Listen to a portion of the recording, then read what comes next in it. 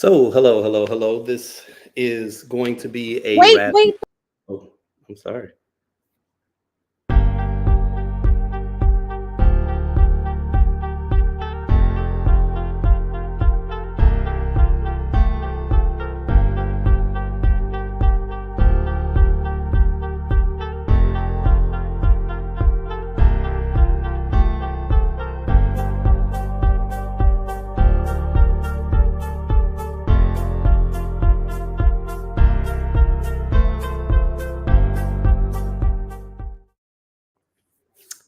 So, hello and good evening. My name is Isaac Paul, and this is the script. This is the script. This is the script. We are going to have quite a bit of fun tonight. Let's start with some ground rules, right? Or at least some disclaimers. Always like to start with some disclaimers. First and foremost, this is an awesome experience, to have this opportunity to, collaborate with blackdoctor.org. They've been doing some incredible work over the last decade plus. And, just when I was reached out and asked if, this would be something that I would be interested in, I think that health and wellness is always, or should always be the utmost priority for so many of us. And so to have this opportunity to, kind of bridge the gap, with what we do with Tequila Tales, I absolutely jumped at the opportunity. And so I just want to thank everyone for, extending this offer or this opportunity rather. For those of you that don't know, I host a show called The Tequila Tales. Okay. The Tequila Tales is a highly engaging and fully interactive discussion on love and relationships.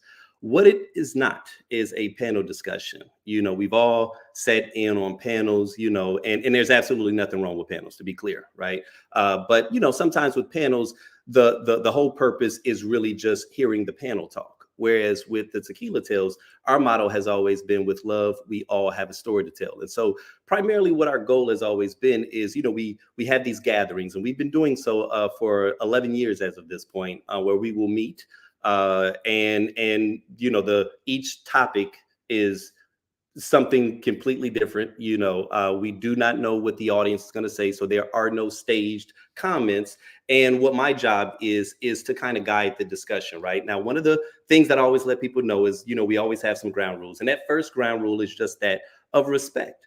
It's just respect, right? And what does respect mean? Respect primarily means just respecting one another's ideas, respecting who they are at their core. One of our former presidents, President Obama, used to say that we can learn to disagree without being disagreeable. And so that was always the space that we find ourselves in, is that desire to engage with one another and have these fun, these thought-provoking, sometimes even poignant discussions that at the same time can be hilarious and bordering on a little ratchet, right? So that's the first disclaimer that I'm going to give.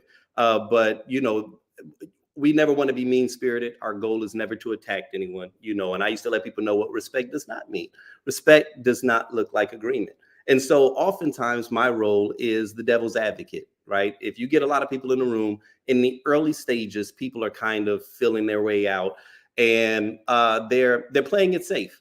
And my job is to challenge people. If you're going to say something in this room full of individuals, then my job is to see to it that, we kind of keep you honest, right? Because while I don't present myself as, an expert per se, though I do have probably the 10,000 hours that's logged in, while I don't present myself as the expert, what I attempt to do is to create an environment where the room can share.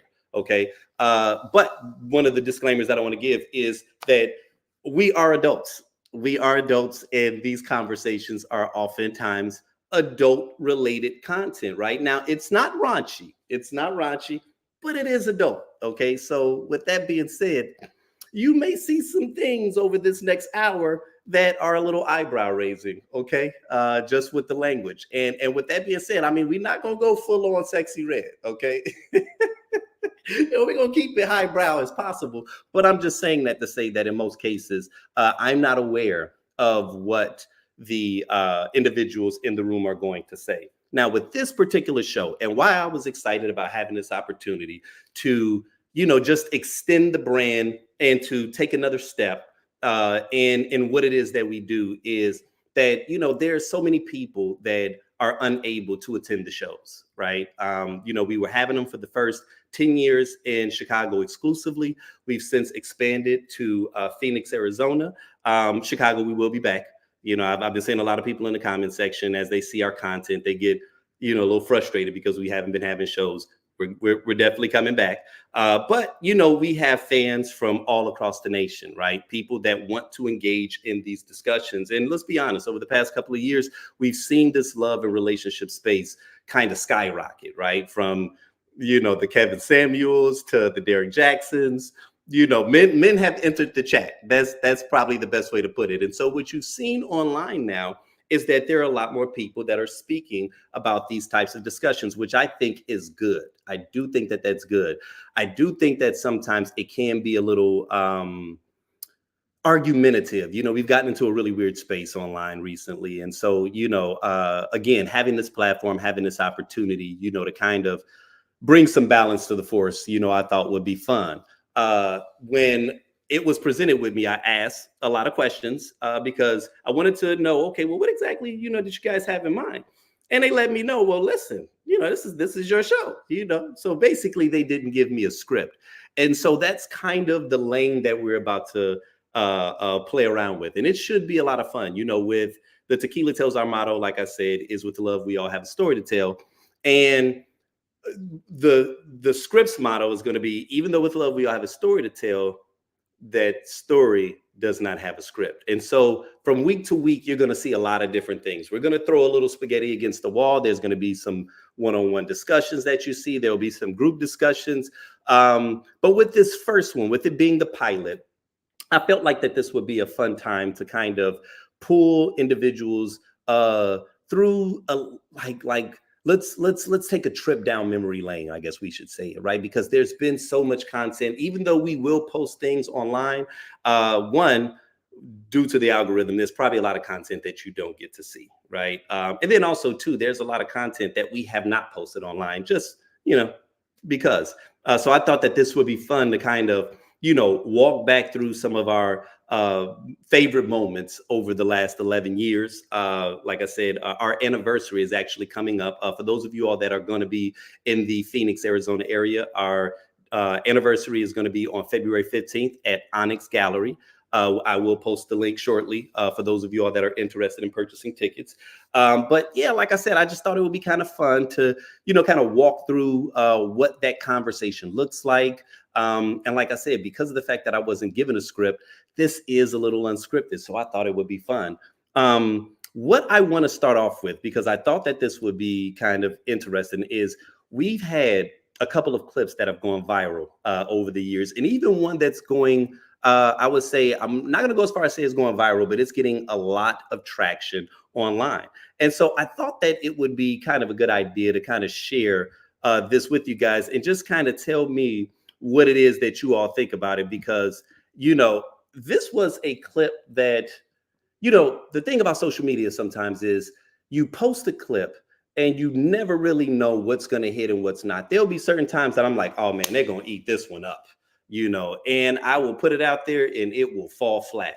And then there's other times where, for whatever reason, it just catches a wave and it really resonates with people, right? So this next clip happens to be one of those clips. So I want you guys to check it out, and like I said, I'm gonna be monitoring the comments on some of our threads. So if anybody has any questions, feel free to shoot them out to me. I will try as hard. Like I said, this is the pilot episode, so it's going to be a little rough around the edges while we figure out this template. But I want you guys to check out this first clip and tell me what you think.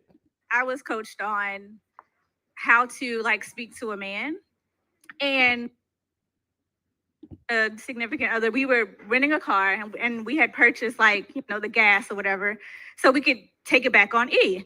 So we're in the car, and he was like, okay, we're gonna make it. We don't have to get any gas. It's cool. And I was like, I ain't pushing. And then he was like, okay, cool, I'll push, ain't a problem, but we gonna make it. And I thought about it, and I was like, I'm gonna be worried the whole way. I don't want to ride in this car and he ain't put no gas in there. So I looked at him and I said, babe, like I trust you and I believe that we will get there.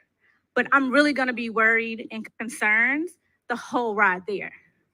And he looked at me and he was like, okay, I don't want you to be worried and I don't want you to be concerned. And he went and put gas in the car. And I was like, that's all I had to do? So, I'm honestly grateful for the person who coached me on that because I've taken that. And if a man really loves you and cares for you, he will not want you to worry. He will not be sitting there being the cause of your concern. Say that, Okay. So that clip has really recently taken off. I want to say right now on Instagram it may have well over 500,000 views. And it's been a fascinating one, right? And I'm curious to know what you guys think about it. The men have been in love with the clip, obviously, and you kind of can understand why, right? But there's okay. The comment section is always where the chaos, goes down online, and so in following shows, we will dig into some of these comments, just so that you can understand how dope it is. Sometimes how you can take the content from the live setting and then see how we can take a totally different life online, right? There was a woman, and the bone that she had to pick with that particular clip is she felt like saying that I trust you in essence was a lie, right? And that in so many ways she was kind of placating, to the male ego, to the fragile male ego, which I can understand, how she could take that particular state of mind. But for the most part, most people felt like, nah, this is the way that you should speak to a man, and so I found that to be such an intriguing back and forth, on a personal level. Like if I had to give my opinion on it, I do think, I feel personally that in that scenario, initially, while she was communicating an emotion, she was communicating purely from an emotional space that was not necessarily resonating with her significant other, right? The topic of the discussion was initially whether or not they would make it before they had to fill up. And so obviously the man felt like, oh no, I'm looking at the meters. I think that we can. Really, I feel that where she recalibrated was that she chose to instead express her concerns, right? Not, I'm going to argue you on the facts, but instead, I'm going to stress, how this makes me feel, And so, in that regard, I thought that the comment that she made had tremendous value, right? Like I said, though, it's fascinating nowadays how even the minutia of a scenario can turn into something that's almost an argument, right? A colleague of mine, or actually one of my best friends, he always says, if you want to go viral, what you do is you state something, you post something that's obvious, and then you say the opposite on the internet so that you can get people fighting, and so I thought that one was fascinating. As a matter of fact, speaking of that individual that said that, one of the things that's occurred over the last couple of years, or actually since our inception, is, the Tequila Tales has always been about incredible exchanges. Like I said, while I will play the devil's advocate, I was only doing that in the first couple of shows, right? The more men that would naturally find their way into the room starts to kind of police itself, right? And then what you get are these incredible exchanges, right? Like that sometimes can catch you completely off guard, where someone says something, and even though I'm the one that's moderating the discussion, someone says something, and before you know it, it has completely taken off and it's going in a totally different direction, right? And then you get an opportunity to get a bit of a back and forth. So with that being said, I'm going to take you back. This was on our second year anniversary back in 2014. And I just thought that this was a fun, exchange. It's one of my favorites, but forgive the sound. It is subtitled, but you guys, you'll understand.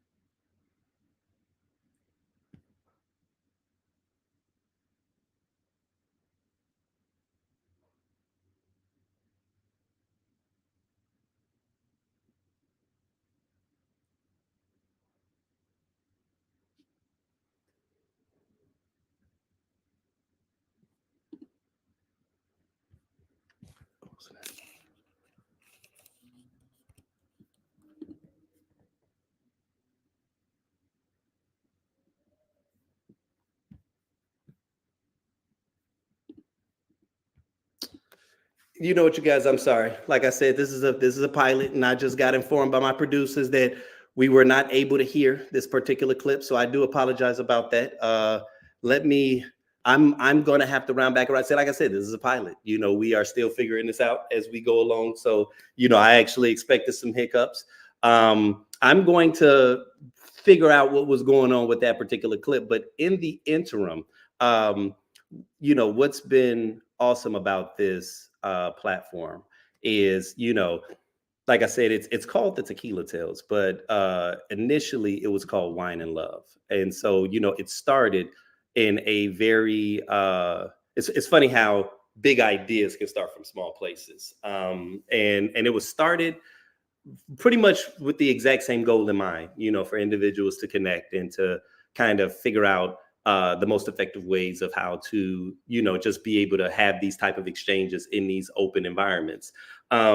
One of my best friends, who is also the reason of why, I started this, her name is Krishan Lampley, owner of Love Corkscrew. Many of you all, especially if you're based in Chicago, may be familiar with her wine. It's actually a national brand right now. If you guys have not, if you're not familiar with this, you definitely want to, definitely look it up. But she and I, we often meet, and we sometimes have the most fascinating exchanges. And so, I want to take you all to this segment. And what we'll call this one is doing too much. I always find these things to be, kind of fascinating. But, like I said, while I work out the technical, difficulties that we were encountering just a moment ago, I want you all to take a look at this clip, Doing Too Much.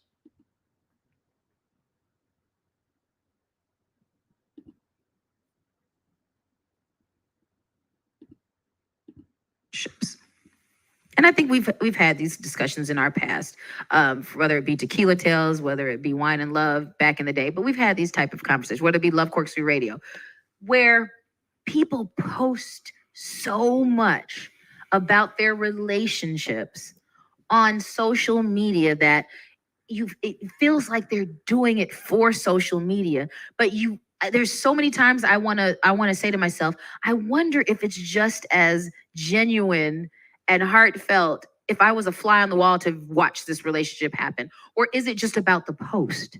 Is it just about the picture? Is it just about the selfie with me and that person? Why do we have to post so much about our personal relationships? And in that, are we actually ruining the chance of that being something even better and greater? And then there's the opposite. People that post absolutely nothing about their relationships makes me think, are they hiding something? Are they not wanting to share their happiness? So it seems like it's a fine line. There's two extremes of posting nothing and posting too much. So what is too much and what's not enough? I don't know anymore. Yeah, you know what? I think the best way to probably have this conversation is like scientifically, right? And so people that post a lot, they've done studies where they say that there's an accelerated level of serotonin that and dopamine, right? That's triggered when a post of yours gets liked. And so, we're in a day and age where virtual reality really is reality. Okay.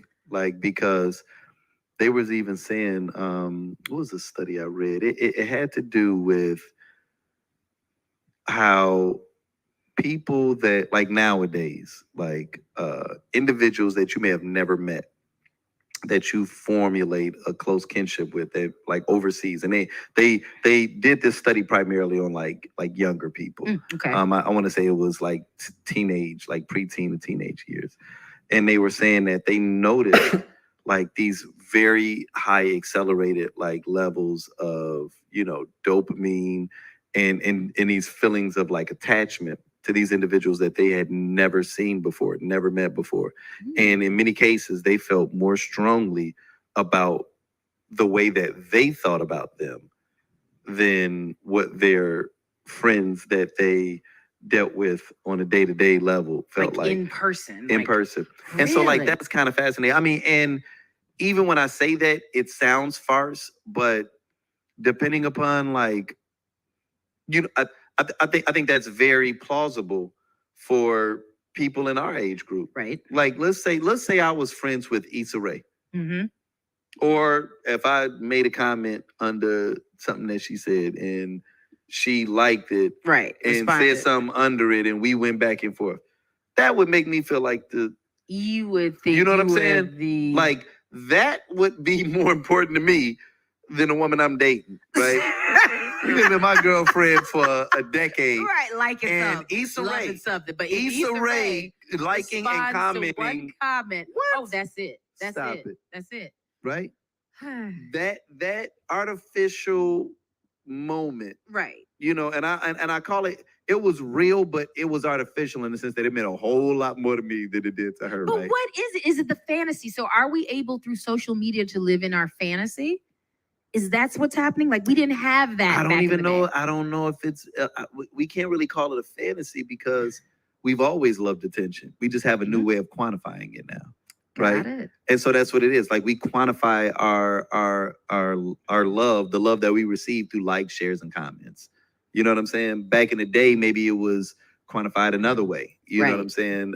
Through like a page, like yeah, somebody or like guys, maybe they would go out out to the club. Let me see how many numbers I can get tonight. Right. Who's going to good dance? And hell with well, you, to you the ain't slow about to sleep with all these women. It was just let me, women. How many drinks can I get purchased for me tonight?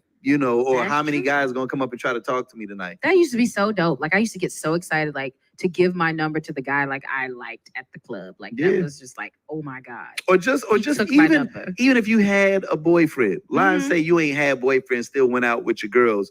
There was a piece of you that still desire being hollered at. Oh, absolutely. Like if you could have been in a happy relationship, totally faithful. If you left that club and didn't get no action and all your girls was getting chose. I'm pissed.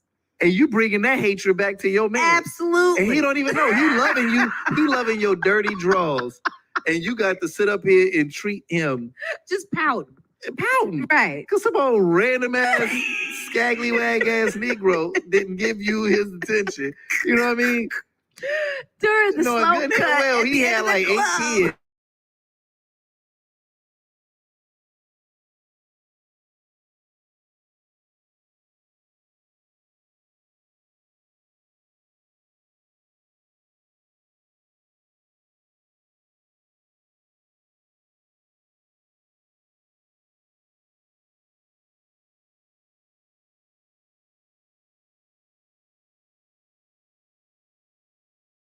All and about we can us getting quantify it like as a metric. And like that's why it's dangerous, right? Because just think about it. Like back in the day, how many of us been cold? Like we've been cold. No. You know. No, I'm serious. Right, I'm talking about you. I ain't talking about me. Absolutely. I'm saying like I'm speaking to everybody that Yeah. is dope in their own right. I know what right? you mean. I know. Especially even here in Chicago, because we're not a city that is big in the fandom, but we do respect one another, right? So Fair. some of us are out here cold, but you wouldn't fully know it because it ain't like you got fans, right? Like Right. we all cool around one another. Like, but we Right. might talk like, yeah, you know, she Yeah, got a he fly. cool Yeah, a he little cool bit, ass right. dude. You know what I'm saying? Like, we'll give each other props like that, but we ain't gonna turn into like your Like fans, they say, when right? they say black folks say, I see you. Right. Oh, yeah, keep doing your thing. See, And then just leave it at that. and that's right? been Chicago for a minute, right? Yeah, Like that that's is. how we roll. Yeah. Now, if my importance comes down to how many people like this post, you know what I'm saying? Mhm. Like, I guess what I'm getting at is back in the day, we'd show each other love, but it was humbling It was. because we're not the fans like that. You know what I'm saying? But Mhm. now if it can come down to how many likes you can get on the picture, you know, you got a lot of people that's out here like probably high posted. And I'm not talking about just Chicago. I'm just saying in general. Like now your coolness is quantified, but only if you want to perform. So now then, like I said, there's the opposite, right? There's the people who won't post. So you're on social media. Some will be like would-be stalkers, right? They're the ones who never post anything but looking at seeing what everybody else is doing. Or there's the people who are on social media who tend to almost hide what they're involved in, which is just really weird, right? Sometimes So you mean like me? Yeah. Because you kind of talk about like, me. People, If you want to call my name out, you could. You ain't got to use third person. No, why you speaking in subliminals? First you know name starts with an I. Like so, like they. I'm just saying. At me, fam. You know what I mean? You can at me. You know, because it sounded like you talk about me, but you can at me. Is what I'm getting. You know, like there's some people, right. you know, with two A's in their first name. A whole lot of vowels. Right. You got some friends. They got more vowels in their entire name than consonants. To be bald. Right. Who just that's on the microphone right now. Who just happened to be in the room with me. Who do not post, right? So then there's that. So there's extremes, right? But this is the funny thing. So let me play doctor for a second. Uh-oh, here we go. I'm on the couch. So then there's the people who are like yourself who are completely an extrovert in person, but a complete introvert on social media. Now, there is one thing of saying I'm not going to reveal my private life, but there's also a thing of you may just not, this is Dr. Lampley talking, you may just not feel comfortable as you do because certain people can interpret certain things from you on social media differently than what they interpret from you in person, right? Because I know your pet peeves, right? You don't like to be misunderstood. Bars. So, drops mic. So, maybe that's why. No, okay, so you know what? That's actually really good. This is the second time that a Libra today has dropped some maybe hard bars. There for the Libra. I don't know. It may be. It may be. We drop some bars every now and then. Now. Yeah, no. That was rock solid, and that very well may be. That it's probably more of that than anything for me personally. I think it's also though what I've recognized, and it's like been an overall message is just control, right? Mm-hmm. I don't like the loss of control that you have. Like I like to control information because information really is powerful. Yes, it right? is. And just even giving people the fodder for gossip, you know, can be very destructive. I know people like to say stuff like, well, make your haters your motivators. That's never really been my doctrine, right? I don't like encouraging hate, right? Like even with what happened to Nipsey, man, may God rest his soul. You know what I'm saying? Rest in peace. Like that's so tragic, right? And you want to know what he posted? Literally like 2 hours before he got shot? Yes, I heard. He said something to the degree of like having strong enemies is a blessing. Yep. Or something to that degree. Yes, now, I know what he means by that. Is that competition does bring out the best in you, right? And sometimes I can feel a little bad that I can have an intimidating presence or that I can appear so competent or I'm so good with making friends that I don't encourage a little bit more enemy like personally, because I know what happens when I feel challenged. I know how I feel when I feel rejected or when I feel like somebody's coming for me or whatever. Right. You know, it does make you fight more, right? You can get lulled into complacency if things are going to copacetically. You know what I mean? But with all that being said, though, I'm just not the type of person that likes to invite hate and danger into my life. And like just it's open up. just, yeah, it's just not my steez. You know what I'm saying? It's hard, and I think there's such a transition. Just kind of to wrap up this section of just people posting, like you said, for attention or to get a reaction. And we're back. So, yeah, that was an interesting conversation. And as you saw in the upper corner, it was filmed back in 2019. And so, it's always interesting having been kind of on this path for over a decade, when I get an opportunity to look at some of the older content, because, you really then get that chance to just see, like, has anything changed? Have we gone further, down the rabbit hole, and as it relates to just people kind of doing too much and like the oversharing, man, it's kind of like 10 times worse, because that was pre-COVID. Like that was pre-COVID when we were still kind of figuring this social media thing out, right? Like now we are in a space where I am, someone sent me a post the other day, and it was of a young lady who had gotten a face tat. And now, not the first 2 or 3 face tat posts that we've seen, but now, this is a new one. They got one of Antonio Brown. And, first off, I'm like, where did this trend come from? Okay, like, how did we get here? That's the first thing. Back in the day, getting tattoos, period, is supposed to be like a big thing, right? A face tat, that is one hell of a, you about that life when you get a face tat. Let's just put it like that, right?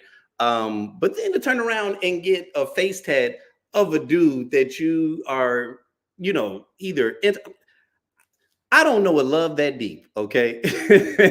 I love the Lord. I'm not getting Jesus face tatted, anyway, let me stop. But I say that to say, she had an interesting perspective when she was talking to me about it, because she said that she believed that a lot of it, is dealing with like trauma, past trauma, a lot of obviously insecurities, mental health, like you have a lot of overlapping things that's occurring that could create this type of scenario, right? And so, I said, you know what, I agree with that. And then there's another piece of me sometimes that's just like, yes, I do believe that social media has accelerated a lot of some of the mental health issues that people are dealing with, right? But I also, one space that I tend to come back to is I never want to be someone that just turns social media into the boogeyman, right? Because at the end of the day, it is a tool, and I think that it does an equivalent amount of good as it does bad. And so I've always been someone that attempts to look at the brighter side of things, or try to see, okay, well, what are the positive attributes that I can kind of plug into? But then I also can't necessarily ignore that there are some nefarious elements to it that us as a society, we're still trying to kind of figure out, because I think that the growth of technology over the past couple of years has outpaced our capacity to be able to adapt, right? And so things are changing at such a rapid rate that it's having an adverse influence on us, and we're trying to figure our way through it, right? But I'm gonna say this, and this is gonna sound a little elitist, so you all forgive me for this, but I saw a post a couple of weeks ago, and it kind of tickled me, where basically this young lady says something like, back in the day when we were, in grade school, they used to separate us in classes. You had the honors classes, you had the gifted classes, and then you had that other class, right? What we used to call the short bus. They was like, but social media just got us all in here together, right? And we're not supposed to be together. And that tickled me. It tickled me, but then I realized, like, man, it may be some wisdom to that, right? That, like, there's always been people that have been a little off or a little off kilter, you know what I mean? But social media now puts that person that used to do those things back in the day. Now it puts them on your news feed on a daily basis. And so then when you see this, if you're not cautious, you can run the risk of believing that this is indicative of how everyone feels, right? And so that to me is, I think, a little bit of like what we're seeing with some of the more outlandish things that we see happen, like the outliers on social media. And of course, that's going to get attention because, you know, the outliers always grab more attention. To me, where I think we have to be cautious of, you know, because one of the things that occurs inside of the live shows is social media. It's not always front and center, but it is on some level a reoccurring theme, right? And then you have some people that can be a little dismissive of it. You know, they can kind of push back on it, like, oh, that's just social media. It's not real. And I tell people, like, listen, you may be strong enough to resist some of the urges or the influences of social media, but the reality of it is that, you know, it's affecting other people. You know, it's affecting you whether or not you realize it. It's affecting the people that are around you. So while you may want to, you know, be high and mighty and kind of feel like, oh, well, that's just social media, it's like, yeah, but if society are being influenced by these elements, then it does become something that we have to address, right? One of the things that I think that it does bring up a lot is, you know, like I said a moment ago, the comment section. You know, the comment section is a beast, right? Because I'm never more afraid of society than when I go into the comment section, right? Especially when you see like the first 8 comments that have all the likes under it are the complete opposite of how you feel in those moments. I feel completely alone. I feel completely alone. Why? I try to convince myself, you know what? All of the people that are like me are too busy to be on social media, or maybe they just don't want to, you know, add their 2 cents into this mishigas of comments. But I do think that it does start to create these narratives that affects how we relate to one another. So this next clip that I'm going to share, this clip was another one of them that kind of surprised me a little bit in terms of how popular it had became. And you know, I take that back. I knew that what the woman was saying is a way that not only a lot of women here in Phoenix, Arizona feel, but even successful, educated women feel, you know, educated Black women feel in America, you know, and this one drew quite a bit of, you know, discussion and some back and forth. So I'm going to go ahead and cue up this clip and you guys can, you know, just kind of weigh in on it. Uh-oh.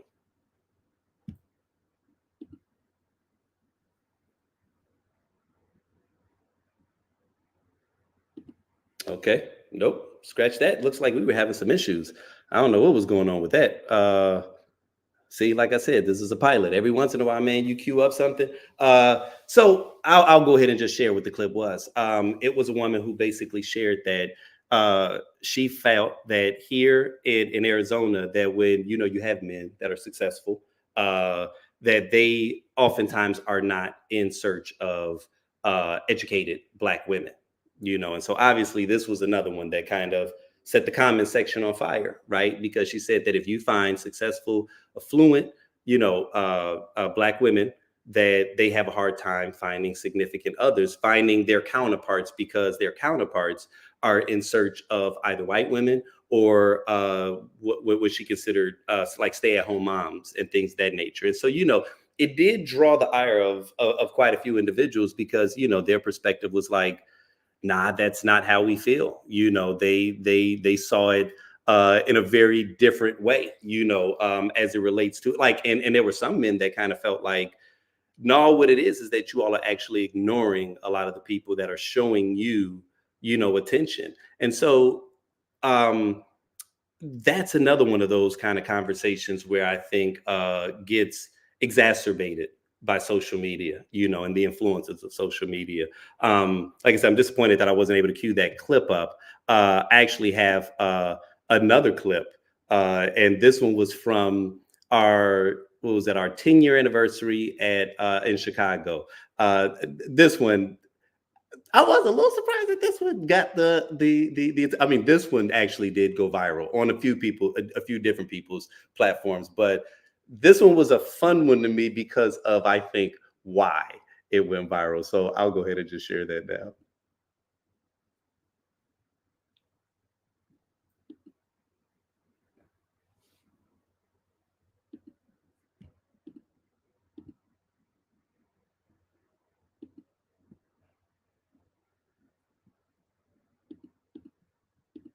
Depth of relationships, because you have this platform that tells you what your love should look like.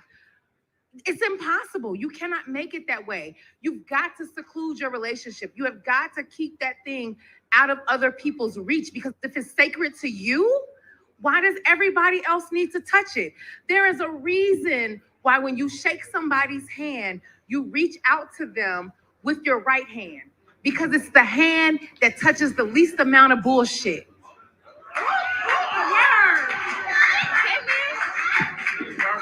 So I know some of you all missed that first part. I'm gonna go ahead and play that one again. If you know your man in real life, why you gotta know him on Facebook?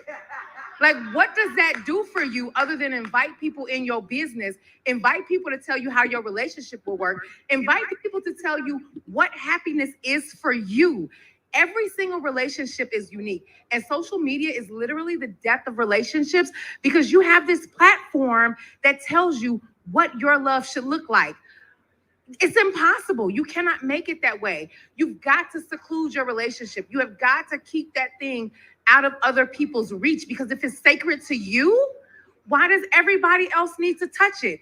There is a reason why when you shake somebody's hand, you reach out to them with your right hand, because it's the hand that touches the least amount of bullshit.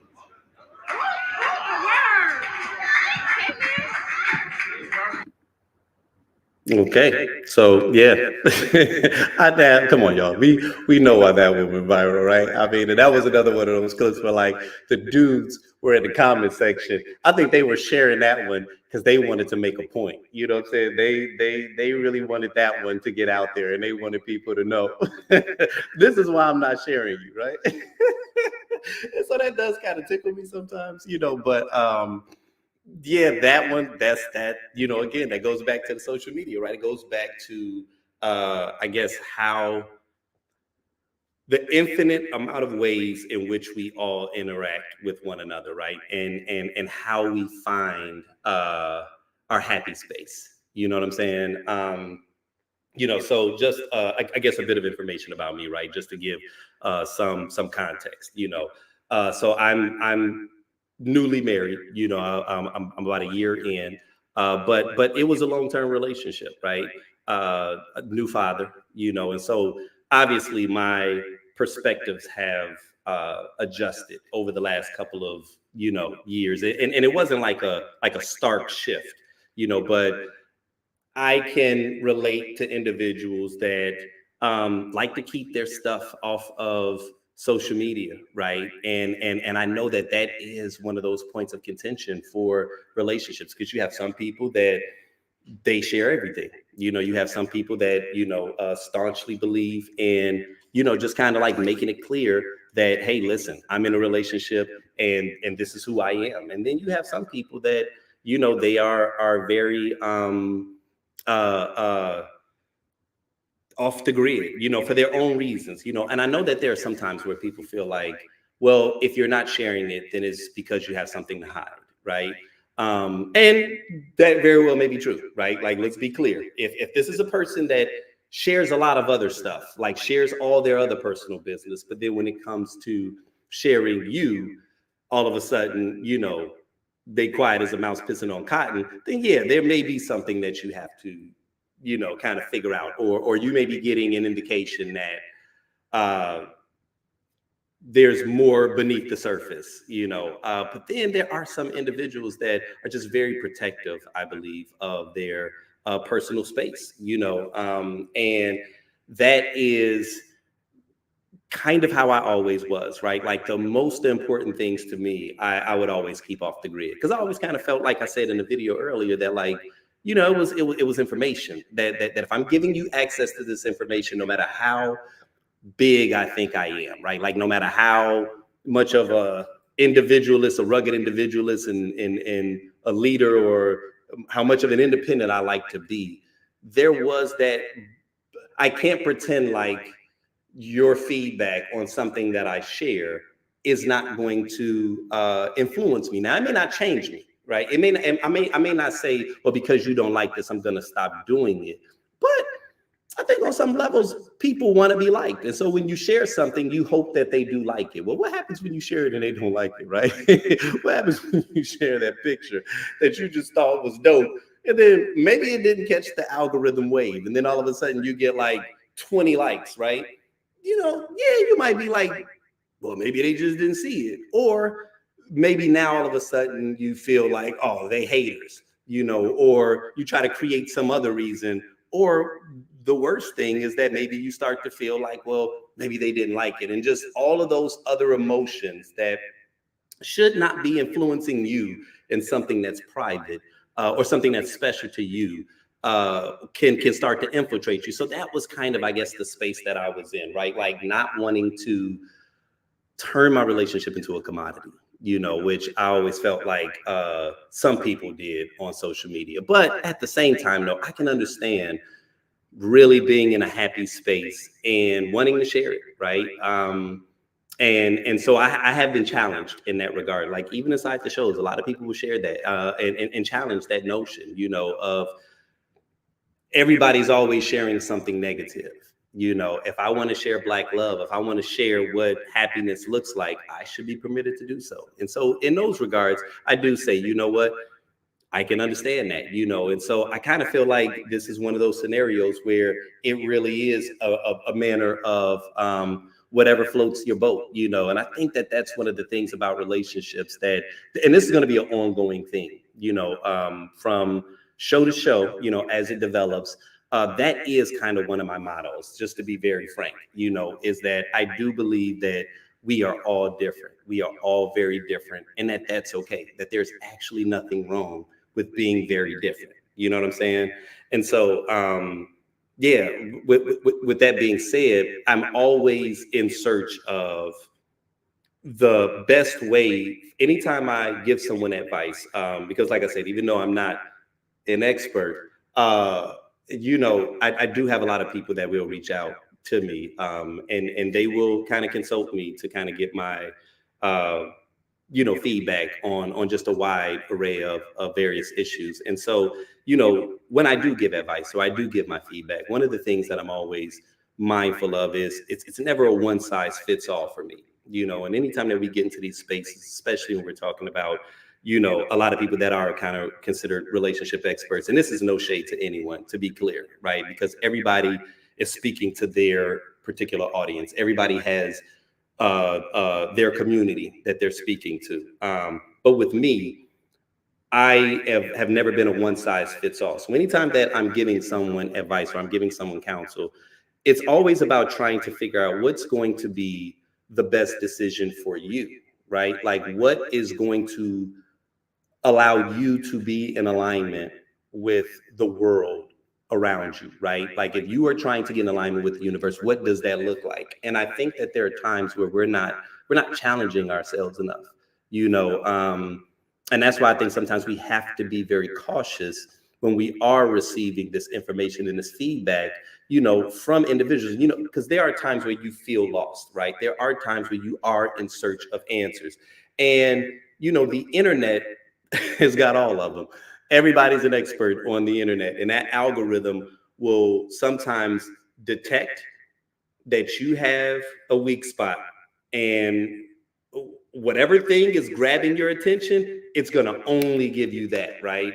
And a lot of times that may not be the source of information that's going to pull you out.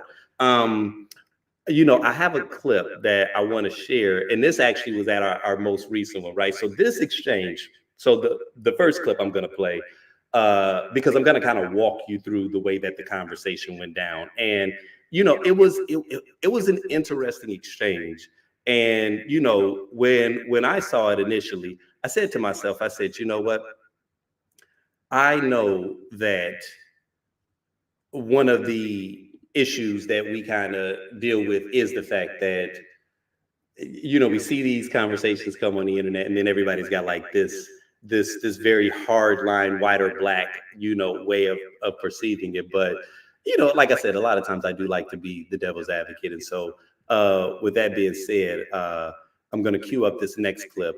And yeah, like I said, I'll get you guys kind of feedback on it, and you all can share with me, you know, what you think about it.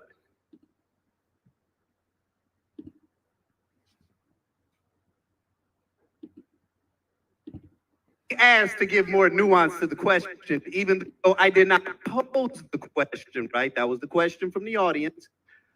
But, you know, I am curious to know about this half and half thing, right? Because it does seem like online, this is always a big point of contention. And I get it when we're talking from a traditional space, right?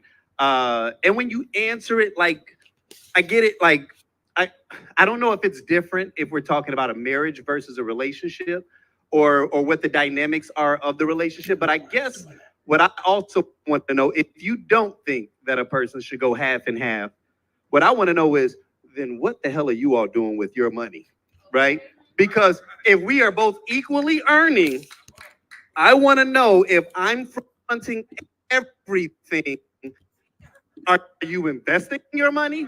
Right? Like, in what way, if we are a partnership?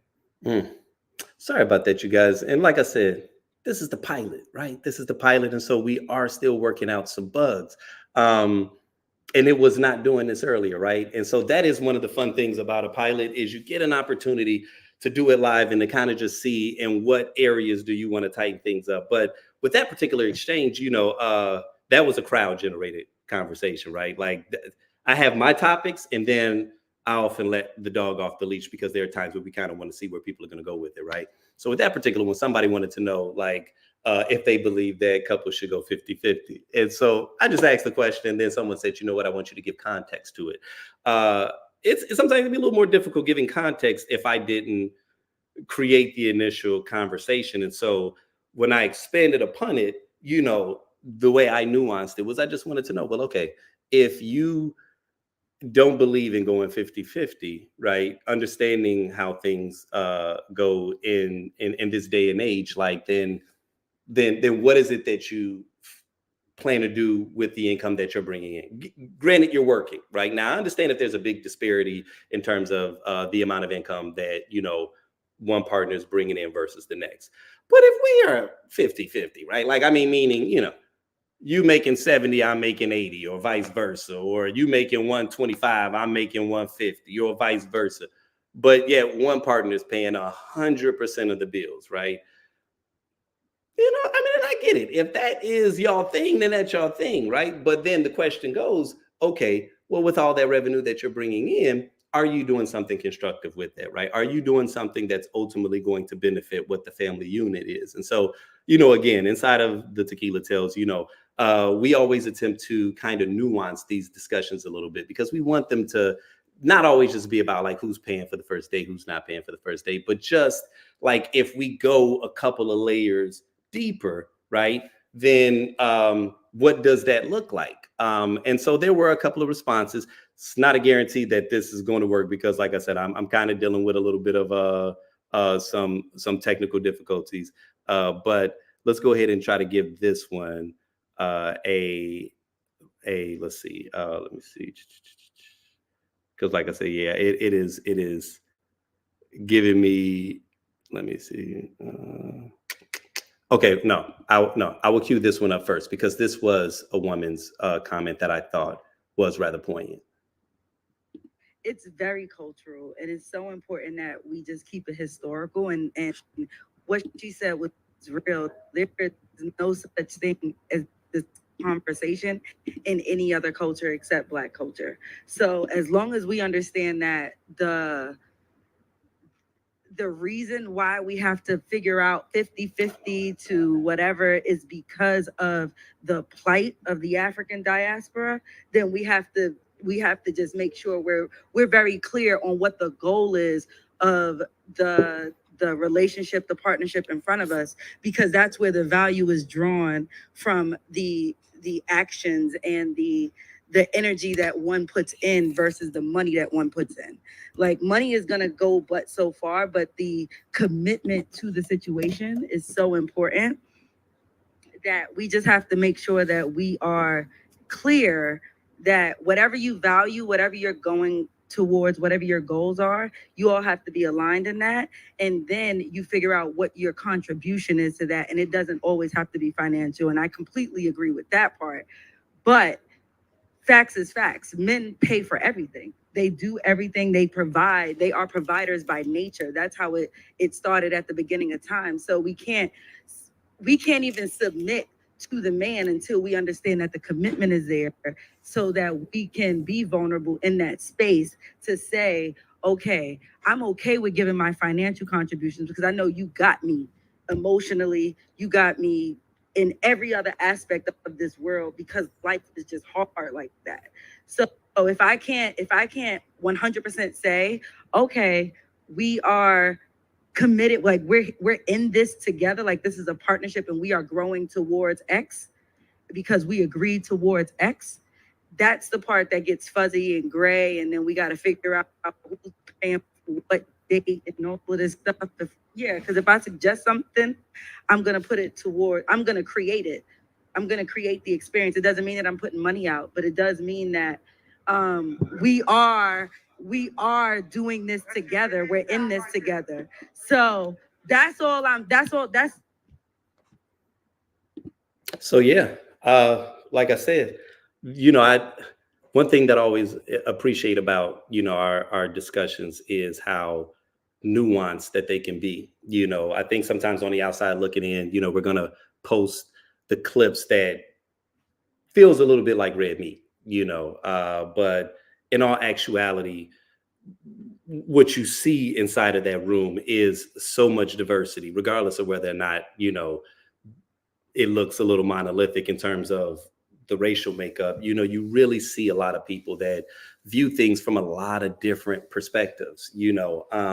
Like I said, I want to thank you guys for taking this opportunity to kind of just walk through this process. Like I said, this is a pilot. There's going to be a lot of things that we're going to experiment with. The main thing that we're going to figure out is, like I said, just some of these hiccups that I was encountering. So I do apologize about that. But I am very much excited about, like I said, just the opportunity to take these conversations that we've been having inside of these intimate spaces and broadening them, And so again, I want to thank blackdoctor.org, and I want to thank you all for tuning in. And like I said, this is a pilot, and a pilot exists for a reason, but moving forward, like I said, it'll be fun to watch the growth and fun to watch just how we develop. So, with that being said, it's definitely been a pleasure, and you guys have a great night.